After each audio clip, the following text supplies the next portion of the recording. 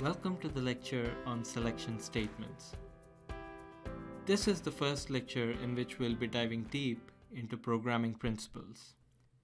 So far, we've only looked at code that is executed from top to bottom, but can we execute parts of the code selectively? The answer is yes. We can use selection statements, which we will be covering in depth very shortly. First, let us look at this very simple example where we take input from the user and check whether the input is equal to 0. So if the input is 0, we're going to print you have entered 0. If not, we'll do nothing. Let's write a MATLAB script which does exactly the same. Here, I've opened a new script and then just started out with the documentation. Now I have the variable a, which is storing the input entered by the user. Now I'm checking if a equals to 0, fprintf, the entered value is 0. So this is the basic syntax for if statement. So you have if followed by the condition, and then you have the action which will be executed if that condition is satisfied.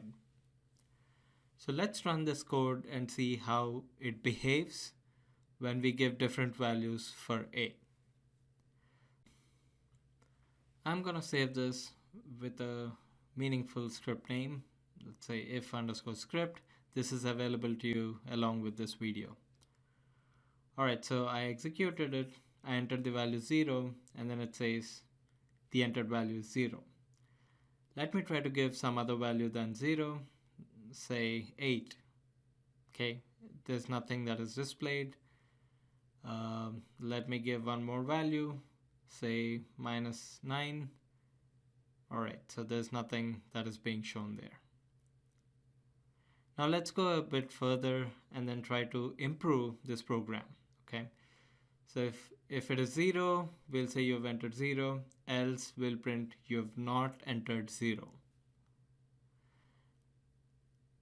Okay, so let's see the syntax for this particular program. I'm going to copy over the entire code into this brand new script.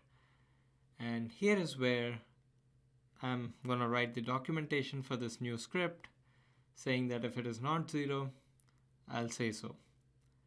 Okay, so the syntax is you would use a keyword else, and then you have the other action that needs to be performed, which is like printing the entered value is not 0. So let me just do that and execute this. I'm going to name it if_else_script because I'm using both if and else. So let's see how it behaves when I give the value 0. It says the entered value is 0. Perfect. Now if I enter a different value, say 7, it says the entered value is not 0. The same goes with a negative number and with a ASCII character. Okay, so if we look at that syntax in detail, you can see that else doesn't have any condition. Else doesn't require any condition. Okay, so it checks for the condition in if, and all the other conditions are going to be accepted with else statement. Let's go a little further and then try to implement a complex program. If the input is less than 0, we're going to say so. Okay, so if the input is greater than 0, we're going to say input is greater than 0. If it is equal to 0, we'll print input is equal to 0. Now let's see how we can write this program using just if statements. If you look at how this code is going to be executed, let's see. So first, it's going to check for the condition whether the input is equal to 0. And then it checks for the condition if a is greater than 0, followed by a less than 0. This, you'll see shortly, is not an elegant way of writing a program. So let's run this I'm gonna name this if underscore script 2 because I've used only if statements here. So I entered a value 0, it says I entered a value 0. Negative value, it says exactly the same. And then if I enter a positive value, it's going to say it's greater than 0. Now MATLAB does offer an elegant way of doing this. It's by using the keyword Elsif.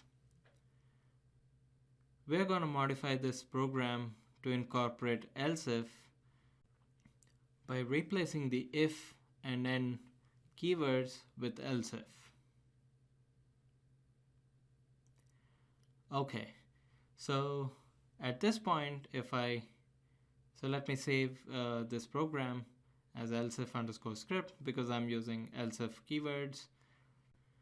Now if we run this program and then give 0 as input, the first condition itself is satisfied.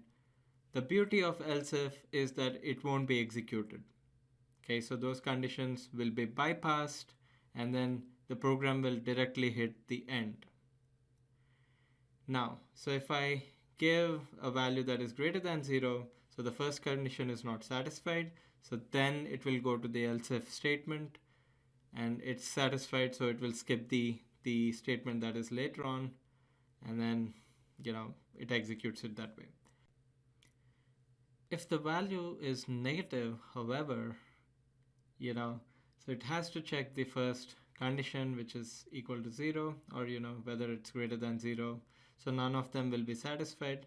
That's when it will go and check the third condition, which is else if a less than 0. Anyways, can we make this code more elegant? Yes.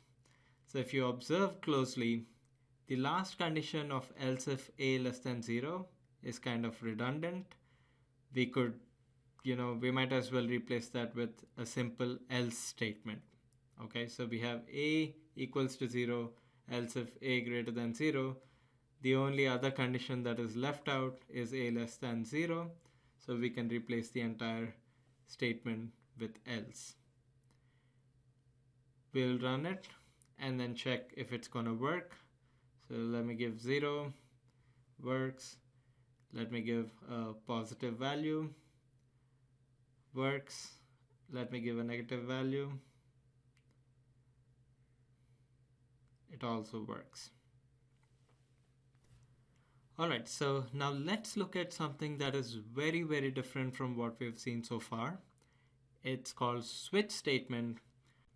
I'm going to explain that using a gaming console with 4 buttons, with each button representing, either up, left, right, or down.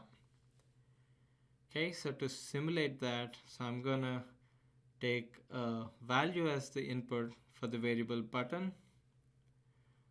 So I start with writing the switch statement. So I would say switch button, and then I have case 1. So if it is 1, display up. Case 2, if it is 2, display left. Case 3, display right. Case 4, display down. Okay, and I'm gonna end this. Now let me name the switch underscore script and enter a value 1. You see that up is displayed. If I say 2, left is displayed, 3, right, 4, down. The switch keyword is placed along with the variable and case along with the value that the variable can take.